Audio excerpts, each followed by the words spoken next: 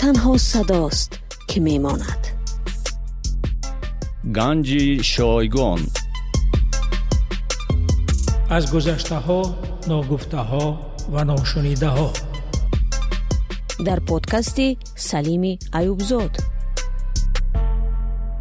سلام و درودهای فراوان به مخلصان پادکست گنج شایگان. این برنامه هم با درخواست شما شنوندگان ارجمند این پادکست پخش می شود، چون خواهش کردید که همین سلسله یک پس دیگر کاملا پخش گردد و من آن را چنین نام گذاشتم که شما آن روزی سال 1993 در کجا بودید؟ اگر یک روزی ماه فوریه سال 93 یعنی همین 23 فوریه را در محدوده های گوناگون جغرافی نگاه کنیم و ببینیم که چی میگذشت در این روز در تاجیکستان و بیرون از آن، بسیار منظره ها، بسیار حالت های جالب پیش نظر می آیند. یکی از میدانی هنوز آن وقت آزادی که بعدا نامش دیگر شد در روبروی شورای عالی تاجیکستان میگذشت و میدید که صدها نفر مسلح آنجا جمع آمدند و سال 93 همراه با دختران نازکاندام اطلس پوش رقص و بازی میکنند. هوا سرد است و دختران از سردی میلرزند، ولی مجبورند لبخند زنند، چهره گشاد داشته باشند و همراه حربیان رقص کنند. قسمی از مسلحان سر و لباس حربی ارتشی روسیه را دارد و بخش دیگر لباس های هرخیله، کاموفلاژ های دریافته، اما بسیاری ها نیمتنه حربی یا بوشلت داشتند و نه تنها از آن بلکه از عرق سفید که فراوان آنجا میریخت گرم و سرخوش بودند. برنامه نوبتی ما از همین صحنه شروع می شود. همان روز 23 فوریه سال 1993 هزاران نفر در امام صاحب افغانستان وحشت عبور زمستانه از رود آمو با دهها غرق شده و زخمی هنوز پیش نظرشان جویای سرپناه بودند. اکثریت زمین را میکندند و مسکن برای خود و کودکانشان میساختند. سازمان ملل هنوز از آنها خبری نداشت و خیمه برایشان نفرستاده بود و هنوز هواپیماهای نامعلوم و بی‌نشانه به سرشان بمب و تیر نریخته. اما قسم اساسی اهالی تاجیکستان در آن روز 23 فوریه سال 1993 تحت تأثیرات از جمع آمد پارلمان وقتی تاجیکستان در قصر ارباب کنار شهر خوجند بود و آرزوی صلح و آسایش میکرد. طور دریا داریم و یا اینکه اگر دریا ندارید براتون میگویم که از نیمه نوامبر تا اول دکبر سال 1992 یعنی چند ماه پیشش این نشست در قصر ارباب در شهر خوجند برگزار گشت و حکومت عوض شد و اهالی تاجیکستان را امیدوار کرد که جنگ به پایان رسیده و صلح و آسایش آمده است. درباره این اجلاسی طور میگویند سرنوشت ساز و تاریخی زیاد نوشتند، رساله های علمی حتی و ده نفر عنوان ها گرفتند و هنوز هم می نویسند و هر سال در ماه نوامبر و دکبر آن را جشن میگیرند، ولی نمیگویند که راه تا صلح واقعی پس از آن اجلاسی دراز بود و خونین. شما در آن روز 23 فوریه سال 93 در کجا بودید؟ از آن روز چه چیزهای در یادتان مانده است؟ اگر می‌خواهید می‌توانید زیر این برنامه در شرح‌ها نظر خود را و یا اینکه خاطره‌های خود را از آن روز بنویسید. اگر از جمع خاطره‌ها منظرهای جالب‌تری پیدا شود، ضمن آنها می‌توانیم باز یک برنامه درست کنیم. سلامت باشید و خدا نگهدار شما. اینک آن برنامه.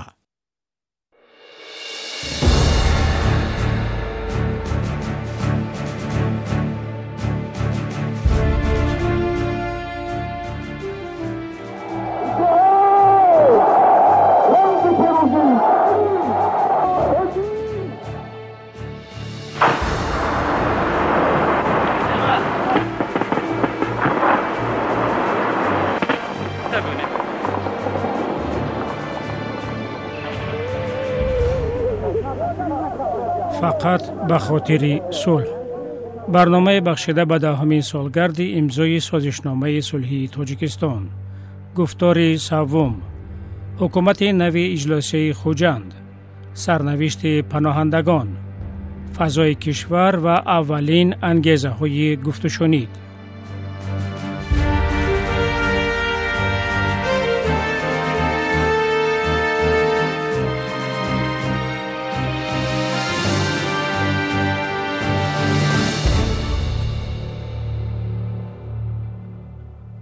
آنهایی که صبح 23 فوریه سال 1993 از کنار میدان آزادی شهر دوشنبه رد می شدند، دختران اطلس پوش را می دیدند که در حال رقص با سربازان روس بودند. عیدی نیروهای مسلح روسیه و تاجیکستان جریان داشت. برخی را دل به دخترکان ریزه پیکر می سوخت که مباد با یک پیراهن حریر در این هوای سرد بیمار شوند. برخی را خشم بالا می گرفت که وقتی همه روزه آدمان کشته یا فراری می شوند، نه رقص و بازی بلکه ماتم بایستی. اما کسی حد لب وا کردن نداشت. صدای تیر سخنها را در گلوها زندانی کرده بود. رنگ سرخی شعارها به زمین ریخته بود. میگویند فقط اصل دین صاحب نظر آن روزها مویهای سفیدش را پنجه زده و تکان داده در کوچه های بیگانه شده میگشت و حرف دلش را با صدای بلند میگفت. از تیر کشادن به او میترسیدند. امروز برای همین در تاجیکستان شخصیت‌های سر قدرت آمدن که اکثرا من خطا نمیکنم، جای پنهان هم نیست که خیش و تبار از یکدیگر هم یا اهل اولاد هستند و قبیله یک ملک یا دیار معین هستند. من میتوانم مثال‌های بسیار بیارم که در اداره‌های قدرتی، در اداره‌هایی که به اقتصادیات تاجیکستان مشغول است، شخصیت‌های تصادفی سر منصبند و اینها بچونه چرا در دوره کمونیستی نمیتوانستند سر قدرت آیند، برای که بود است یا نبود است نظارت حکومتی یا نظارت پرتوی چنان سختگیر بود که اون شخصی که اگر پسر تقا یا که پسرمک یا که خیش تبار یا دور نزدیک میشد، از طرف دیگرها نظارت میشد و اون رو روی آب میبردن، میگفتن که این جن فلانی است، حق نداره در این وزارت کار کند. سربازان فرقه 201 روسیه را در نخستین عید ارتش ملی تاجیکستان، فرماندهان این ارتش که یک صبح از خواب ژنرال و مایور و پالکوونیک شده برخاسته بودند و جنگاوران فرانت خلقی که در آستینهای خود لطه سرخ داشتند همراهی می‌کردند و بر رقص سربازان روس و دختران تاجیک قرصک می‌زدند. آنها اینچنین سلاح‌های خود را سر سینه در حالت آماده نگاه می‌داشتند، زیرا هر لحظه از هر رهگذری درد رسیده ممکن بود حمله صورت گیرد. اما رهگذران و کلاً بخش اعظم اهالی کار به آنها نداشتند و از میدان عید رد می‌شدند و به سوی بازار یا زواد نان می‌رفتند در پی برده نان. در دوشنبه نان نبود. آنگونه که این همصحبتی ما می‌گوید. ما شبا در پیش مغازه ها، در پیش سیخ های نانپزی، در قطاره هایی که اچرت میگفتن می ایستادیم که یک یا که دو خلیب هم خیلی نرمه کردگی بودن، از همون قدر زیاد نمیدادن. در همون وقت همه هر کس از پای ریسک روزی خود میدوید. در همون وقت کماندان ها بسیار مثال در ماشین های خود هم خیلی نسبت خلق عادی یک ظلم میکردن، یک ناراحتی میکردن که بسیار به مردم روزی دشوارتر بود. و نورعلی قربانوف سابق رئیس ولایت قرغن‌تپه به یاد می‌آورد که مردم از رویدادهای کشور خود تکان خورده بود و دولت به معنای اصلیش وجود نداشت. مردم ما که در اون سالها هیچ وقت امید اونم و چشم داشت هم نبودن که این حالتهای وزنی زندگی پیش اونها می‌بیاید. مردم به همین تیار نبود. باوری نداشتن که مثال گپ همین روزها پیش سر می‌بیاید.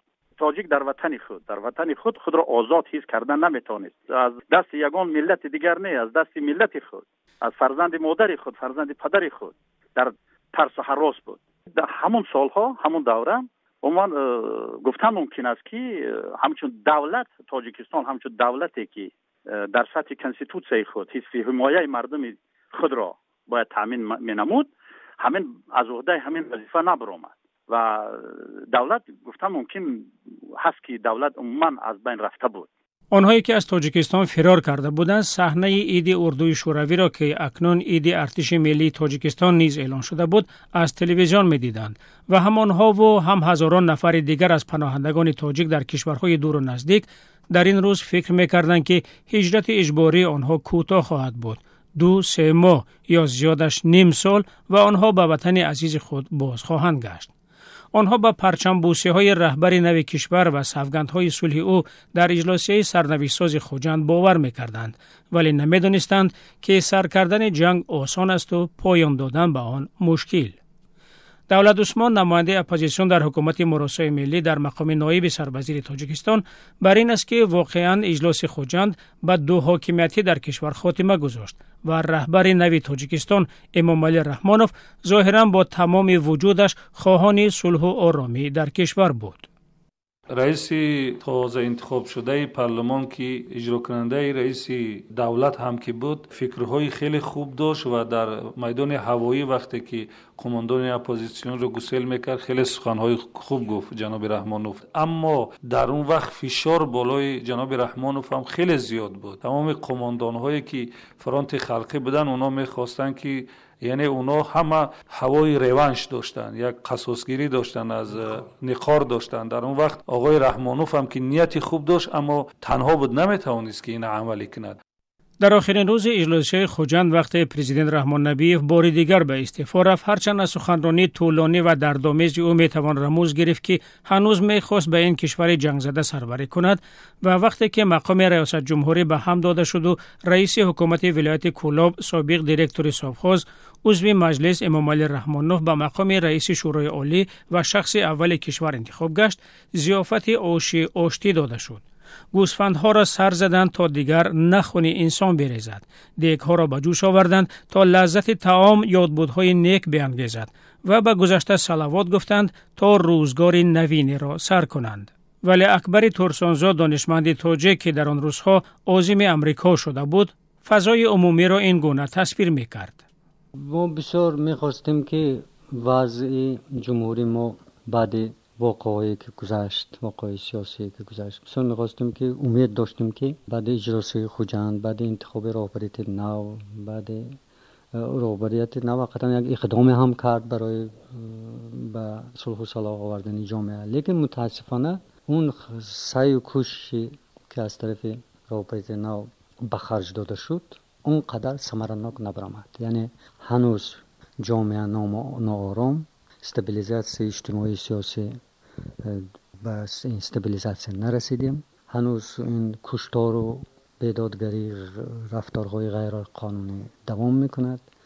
من در خود و هم سرحدم ناآرام است. بنابراین این در همه شعور و اوضاع و رفتار و گرفتاری های مردم بازتابی دارد.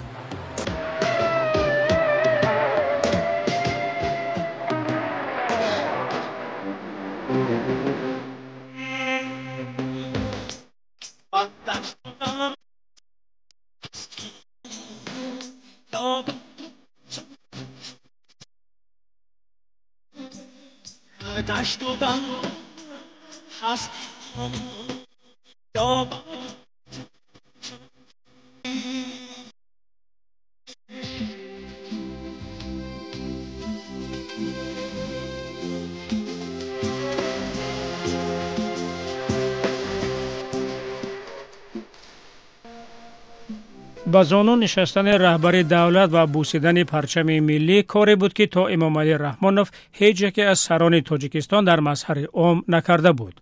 و در هر چند جمله از ضرورت بخشایش و آمرزش و وحدت ملی یاد میکرد. ولی نشریه های دوشنبه آن وقت نوشتند هنوز معلوم نیست رحمانوف نجات بخش است یا نظر فریب، هرچند این دو راه را در پیش دارد. پس چرا صلح به دست نآمد؟ تاریخ شناس تاجیک نورعلی دولت: اول اینکه آنهایی که به سر قدرت آمدند اینها در سیستم دولتداری قبل از این چندان رول نداشتند، یعنی که اینها تجربه دولتداری نداشتند. دوم، اینها هم چندان در تصمیم گیری خود آزاد نبودند. من فکر میکنم که روسیه و ازبکستان هم که از اینها پشتیبانی میکردند اونها هم منفعت‌های خود را داشتند. دو و سوم اینکه جانب‌ها دیگر به هم دیگر باور نمی‌کردند، نه مخالفین با فرانت خلقی و نه فرانت خلقی با مخالفین. شرکت کننده اجلاس خوجند سابق نایب سروزیر تاجیکستان دولت عثمانی نیز میگوید در بین طرف‌های تاجیک اعتماد باقی نمانده بود و از آنجا که روسیه و ازبکستان رحمانوف را به قدرت رسانده بودند از او تضمین منافع خود را می‌خواستند. اجلاسیه خوجند کشورهایی را که از نیروهای جدید در تاجیکستان احساس خطر میکردند و در تاجیکستان منفعت داشتن مثل ازبکستان و روسیه، آنها را قناعتمند کرد که دیگر نیروهای جدید در قدرت نیستند، همچنان که نه ازبکستان و نه روسیه حکومت مصالحه ملی را اعتراف نکرده بودند. شرکت بعدینه روسیه و ازبکستان در جنگ داخلی تاجیکستان در شکل زدوخوردها در مرز میان تاجیکستان و افغانستان و بمباران دهات غرم طویل دره یا اردوگاه‌های پناهندگان در افغانستان و به این ترتیب ادامه کردن این جنگ تا نیمه گفت‌وشنیدهای صلحی تحت سرپرستی سازمان ملل متحد می‌تواند یکی از پاسخ‌ها به پرسش باشد که چرا رهبر نوی مملکت امام علی رحمانوف نتوانست پس از اجلاس خوجند با سیما و احزاب دموکراتی و اسلامی کشور زبان آشتی پیدا کند. این هم در حالی که این افراد و نهادها در آغاز از ظهور یک رهبر نو استقبال کرده بودند. چندی از رهبران این طرف در اجلاس خوجند حضور نداشتند و دولت عثمان میگوید در روز دوم جلسه به جان او سوءقصد صورت گرفت و او مجبور شد کشور را ترک کند. رهبر اداره مسلمانان کشور حاجی اکبر تورجانزاده نیز در این جلسه نبود. و سبب شرکت نداشتنم همین که در وقت شروع شدن انجمن این سسیه من در تاجیکستان نبودم، در سفر بودم. وقتی که من مسکو آمدم الکی در مسکو بودم که رحمانوف به حیث رئیس شورای عالی انتخاب شده بود. من آمدم برابر به ایشان تلگرامی تبریکی فرستادم و آمادگی خودمونه برای پشتیبانی از حکومتی تازه تأسیس و راهبریت نو تأسیس شورای عالی اعلان داشته بودیم. جناب تورجانزاده می‌افزاید بسیاری‌ها خود را مجبور کرده بودند تا باور کنند که حکومت نو که اکنون با روسیه و ازبکستان مشکلی در میان نخواهد داشت به کشور صلح و آرامی خواهد آورد. و میگوید تمام کار را کرد تا در دوشنبه جنگ نشود و حکومت نو به مشکل وارد پایتخت گردد. در حقیقت حکومت نوی تاجیکستان بدون جنگ وارد دوشنبه شد و صدها شاهد عینی می توانند نوشته نشریه‌های روسیه و برخی از تاریخ‌نگاران را که گویا تنها بعد از جنگ‌های شدید و طولانی حکومت نو به شهر درآمد کاملا رد کنند. در آن روزها با تلاش‌های سابق نایب مدیر کارخانه ارزیز تاجیکستان محیدین ظهورالدینوف که با نام مایور ابوالخیروف مشهور گشته بود 13 ستاد گوناگون مسلح دوشنبه در مکتب ملیسا متحد کرده شدند و قرار شد آنها به سمت کافرنیهان عقب نشسته شهر را ترک کنند. و می گفت روس‌ها بسیار آرزو دارند در شهر جنگ شود و دوشنبه به خاک یکسان گردد. آنگاه این داغ بر دوش نیروهای به اصطلاح مردمی جاویدانه خواهد ماند و هرگز آشتی امکان پذیر نخواهد گشت و هم برقرار کردن دوشنبه کشور را دستنگر خواهد کرد. بسیاری از گروه ها آماده بودند اختیاراً خلع سلاح شوند. ما پیام داده بودیم که 10 روز 15 روز تا اونکه تمام استروکتورهای حاکمیت در دوشنبه برقرار شدنشان خواهش میکنیم به منطقه کافرنیهان نیروهای فرانت خلقی ندراید. ما آماده هستیم خلع سلاح شویم. ما آماده هستیم که با حکومت همکاری کنیم. فقط برای اون که از طرف در صف فرانت خلقی اکثریتش فرماندهاش همون وقت سرگرمی با اصطلاح پیروزی ها بودن و جوان های بی اخلاق بودن و تاریخ هم نشان داد که بد اخلاق بودن بسیاری اونها. برای آنکه آنها با کافرنیان ندارایند دیویز 21 دوشنبه در منطقه ماینکج 21 روسیه ماینکج پست تشکیل کند و همچنین در کلخاز تلمون از این طرف از در عقبه چهارمغزک در اینجا 3 جا پست تشکیل کند. 15-20 روز یک ماه مردم اطمینان پیدا کنند که نیت جنگ و جدال فرانت خلقی ندارد، نیت انتقامگیری و آدمکشی ندارد. انشالله ما اینا رو خلع سلاحشو میکنیم و با همین کشورمون از جنگ امین میموند. اما این 3 نفری که آمدن و ما از نام راهبریت همون روز پیام آوردن که هیچ خیل شرط ما قبول نمیکنیم، هیچ خیل پست ماست نمیشود، سلاحاشون رو سپارن، گناه داشته باشن در نزد قانون جواب میگوین، گناه نداشته باشن اینا قانون معین میکنه. جواب خیلی تند بود، تلخ بود، تهدید بود و حتی اینا از به من پیشنهاد کردن که داملا دیگه ایستادنتان در اینجا خطر است. با وجود این من هیچ جا سفر نکرده بودم، در منطقه رومید بودم تا آخر ینوره. همزمان در اکثر محلهای ولایت قرغن‌تپه قتل عام مردم بیگناه ادامه داشت. شدت این نسل کشی بود که زیاده از 60,000 نفر سیمخوارها را در مرز میان تاجیکستان و افغانستان دریده در منطقه حائل قطعه مرزی ایوج پناه برده بودند با امید اینکه مرزبانان روس آنها را حمایت خواهند کرد. یک شاهد خردسال این حادثه ها در اردوگاه پناهندگان این گونه به یاد آورد. و از هلیکوپتر بودیم و من سنگ آمد زد خانه ما علاوه زد. بعد ما به خمسنگی آمدیم. از خمسنگی برای سیمخوار ما زد. ما با سیمخوار رفتیم. از سیمخوار رفتیم. بعد آمد ما گذشته سنیم یک تانکی سنگه برآمد. از ما میگذشتیم زد چند نفر در یک کیمه کفی چپاشتن چند نفر. ما کیمه رو زنی بود نتونیست. ما گذشتیم. آی امروز چه روزه هوای آسمان ابرویه آی مردم همه در کوچه آقا غورویه آی در سری کوچه برای آواز کنه آی شهید آی به وطن جنازه کنه آی در سری کوچه برای آواز کنه آی شهید آی به وطن جنازه کنه. تاجیکستان به شرطوز ماجیشتن شرطوز به لای دریا افغانستان ماجیشتیم. ما دلمون پر بود که نصد با تنجی میشه میگذاریم ایستادیم. خیلی چیزاش ما نسیم ما یکی بگایی بود که همی چاقی ازبکستان آینوز بسیار اومدن. بعد زوری مجاهدین هستن اخی نشینی که چند نفر در آب مرد چند نفر مایه خورد و همه زبایه حلا گذاشت.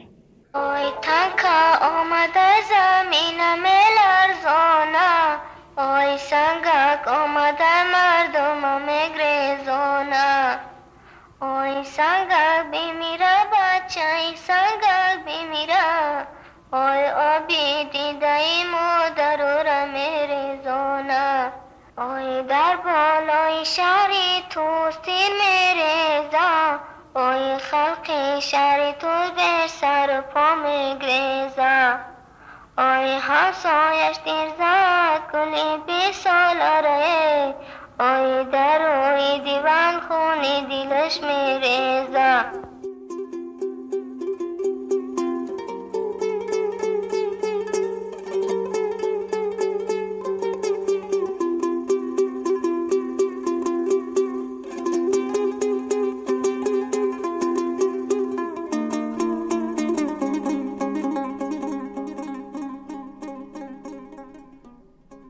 معلوم می شود که سید عبدالله نوری نیز در آن روزها در شهر دوشنبه بود و تنها بعد از ادراک آن که حکومت نو نه صلح بلکه ریشه‌کن کردن جنبش اسلامی را هدف قرار داده است کشور را ترک کرد.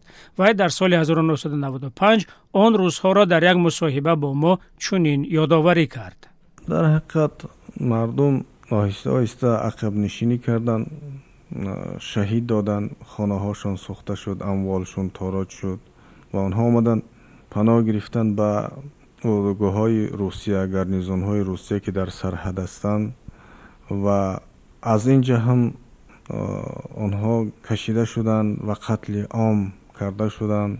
یعنی حتی که کودک ها و موسفید هایی که در اینجا بودند همه به طور عمومی کشته شدند و مردم مجبور شدند به عبور کردن از دریای آمو و در داخلی دریای آمو هم معلوم نیست که از طرف سلاح به دست باشند به سلاح یا که از طرف اون کسانی که در اون سرحد سلاح دارند اومن. مردم در داخل دریا هم بعضی غرق شدند، بعضی کشته شدند. یک در وقت عبور مردم قبادیان شهرتوز از دست رژیم سنگکی و این خونخوارهای کمونیست دریای آمو سرخ شده بود از خون ملت تاجیک. با این مشقت در زمستان بسیار هم سخت دریا را عبور کردند. آنهایی که زنده ماندند آنها را مردم مسلمان افغانستان استقبال کردند و آنها یک بردنان خود را تقسیم کردن و دادند و ما هم بعد از آن که در این وقت در داخل دوشنبه بودیم، بعد از آن که شنیدیم که مردم به سرپرست هستند و به سرنوشت و وضعیت هم در کافرنیهان و دوشنبه خیلی وخیم شد، پس ما هم راه هجرت را اختیار کردیم و اومدیم در اینجا و حزب اولا پیش از ما حزب نهضت خودمان را از فعالیت باز داشتیم و گفتیم که همون نهضتی که هنوز بعد دخول ارتش روسیه در کشورهای آسیایی مانند یک نهضت اسلامی وجود داشت و اون را ما سال 75 اولین جلسه‌اش را گذراندیم، همون را باز ادامه میدیم. در حالی که طرفداران جناب نوری و دیرتر خودی او سرپرستی پناهندگان را بر ذمه گرفته بودند، حکومت نفت تشکیل تاجیکستان نیز درک میکرد که شماری زیادی فراریان به منفعت مخالفان است و میتواند به پایگاه اجتماعی آنها تبدیل یابد. بناهن به عقیده ابراهیم عثمانوف، رئیس وقت رادیوی دولتی در حکومت رحمانوف، میبایست این فرش از زیر پای اپوزیسیون بیرون کشیده شود. تقریبا ماه مارت سال 93 بود من تصمیم گرفتم که در رادیوی تاجیکستان برنامه صدای مهاجرت به وجود بیاریم به نام خاک وطن این وطن پیدا شد. از بس که اون قماندان هایی که من میشناختم قطعا ضد بودن، مثال دوی میگفتن که خای من از ایران فلان قدر فلان میلیون آدم برآمده رفت کسی سراغ نمیکند، از افغانستان فلان میلیون آدم برآمده رفت کسی سراغ نمیکند، شرط است همین 100 200 کسی که یا 100,000 1000 چند هزاری که رفته همون ما از پسش باشیم. چی در کار همین گپ خیلی چیزا بود. من اون وقت معاون اولیه رادیو تلویزیون بودم، دیدم که به این شکل کار پیش نمی رود، بعد مجبور شدم برای رئیس شورای عالی همون مکتب رحمانوف مراجعه کنم و من گویم که الان که چیز میخوام. خیلی اونا از من پرسیدن که چی است نیت نهاییش. من گفتم اگر ما صلح میخواسته باشیم، گفته شنید کردنی باشیم، مثلا ضرورتی گفته شنید پیدا شد، ما پیش از همه زمینه همون مخالفت دیدن ما در کار، زمینه آنها این مهاجران هستن، گریزا هستن، همونها برگرداندن در کار. برای می روزگار گفتن که من چیکار کنم؟ من گفتم پس برای شما برآمد من گفتاری یکم از خانه شما سر کردن میخوام. من البته همچون ژورنالیست کمک کردم برای تکمیل متنشون، چیزی متنشون. از جمله یک چیزی مهمی که در اینجا گفتن این است که شما به وطن بازگردید. من به شما کوه سلیمان، کوه طلا وعده نمیکنم، ولی هر آنچه که ما در وطن داریم یک جای میبینیم. اگر مال ملکتون به شما نصیب نکند به کسی دیگر نصیب نمیکند. به عقیده جناب عثمان این تقریبا اولین پیام آشتی بود و برنامه رادیوی تاجیکستان با نام خاک وطن در بین پناهندگان با این محبوبیت پیدا کرد که آنها می توانستند از آن صدای خویش و نزدیکان خود را بشنوند و بدانند که آنها زنده اند. میگویند یکی از ساکنان دوشنبه در این برنامه به نزدیکانش در افغانستان مراجعت کرده است که برگردید، اینجا امن و آرامی است، همه چیز خوب است، ولی آن روغن و آرد و برنجی که به شما همچون کمک میدهند نیز با خود بیارید. آیا این گونه پیام صدا داده بود یا نه معلوم نیست، ولی وضع اجتماعی و اقتصادی در کشور غیر قابل تصویر بود. مسرور عبدالله، دانشمندی تاجیک. وضع اجتماعی اقتصادی سال 94 به فکر من این یک وضع بعد جنگی بود، چون که سال 92 جنگ های شدید شدن در دوشنبه، سال 93 یک نمیدونم برقرار کنی بود، هرچند که مردم دو دیله بودند ولی به هر حالت من یک ترتیبات نسبی برقرار شد و مردم باز بچه‌های کاری اولشون برگشتند. و پژوهشگر مرکز مطالعات استراتژی تاجیکستان فیروز سعیدوف: در اون سال‌ها سیستم بارتری وجود داشت، یعنی سیستم ناتورالی. این بسیار با سیستم فئودالیسم موافق است که یعنی مردم از نبودن پول محصولات رو با محصولات عوض می‌کردند. دومی که اومد در تاجیکستان بازار اقتصادی وجود نداشت. فکر می‌کنم که یک سال‌های از جهت سال‌های گشنگی هم گفتن ممکن است اصلا در خواجه قشلا بسیار مردم عذاب می‌کشیدند. اقتصادشناس حاجی محمد عمروف: از بس که پول 15-20 مراتب قدر پول خیلی پس شد، کارخانه نمیتوانستند که فوندوی گردان خود را برقرار کنند و از بس که فوندوی گردان خود را برقرار کنند نمیتوانستند، اونها قرضای خود را داده هم نمیتوانستند. من سال و همین سال 94 از بس که وضعیت همین طور شد، در تاجیکستان یک اصلاحات نوی پول گذرانده شد و همه از همه قرضدار بودند.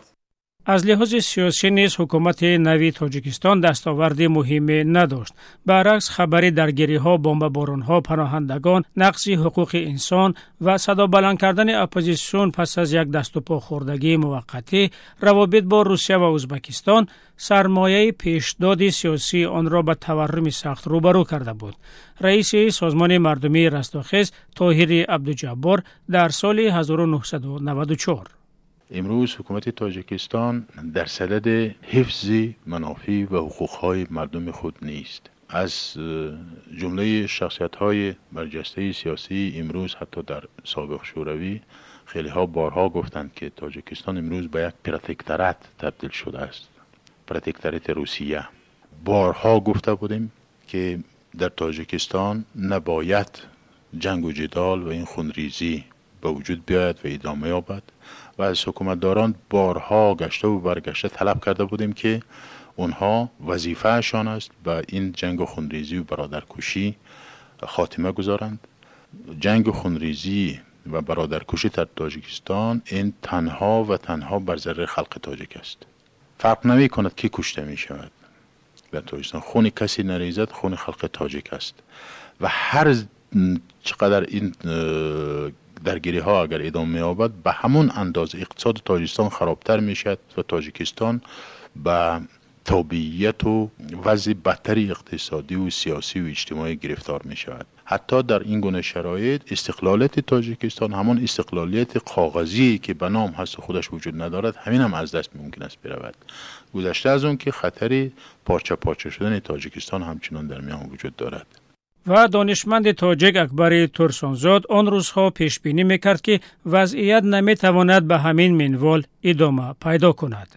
مهمترین مسئله این است که ما چیکار کردنه، یعنی همین خودمو در دایره امروز چند عامل ها هستند که ما باید به نظر گیریم. من مثلا عامل این که چند صد هزار کس بیرون از جمهوری برآمده. اینها هم تو آدمانی مثلا کوچکی نبودن، آدمانی کاردان، از دستشون کار می آمدگی، فعال، مهنتی، زحمتکش. بنابراین این وضع ما خیلی خراب کرد. بنابراین مسئله یکی از مسئله ها این مسئله برگرداندن مهاجرین، لیکن مسئله برگرداندن مهاجرین این مسئله هم تو اقتصادی یا اجتماعی نیست، این مسئله سیاسی است. چون که اینها که رفتن، اینها اکثر اینها مبارزان قوی راه دموکراسی احیای ملی بودند، آنها هم تو برگشته نمی آیند. آنها میخواهند که در جمهوری یک بهبودی سیاسی شود که برای فعالیت معتدل اونها یک شرایط معین اجتماعی سیاسی باشد. این شرایط نباشد و هم بار نمیگردند. پس از این بالاتر رویم با مسئله دیگری سیاسی، یعنی مسئله مراسای ملی یا دوام جنگ.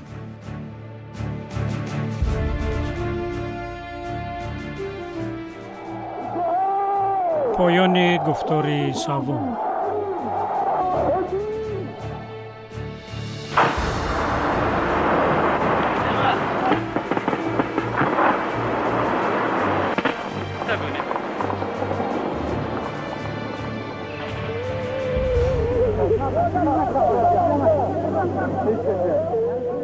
فقط به خاطر صلح. من خودم آمدم برای گفت و شنید، برای همبستگی و یکی متحدی ملت تاجیک. فکر میکنم که برای ملت ما این از همه چیز قیمت بهاترین است. مخلوط منافع کلید اصلی این بود که همه چیز رو همه ببخشند. حقیقتا یک باوری ایمان کامل خدمت را پیش باز گرفتن، گیمنی دولتی را نواختن، بیرق را برداشتن. پوره اجرا نشدن سازشنامه از سستی خودی کار کمیسیون آشتی ملی هم وابسته. فقط به خاطر صلح. هر شام سه شنبه و صبح چهارشنبه از رادیوی آزادی.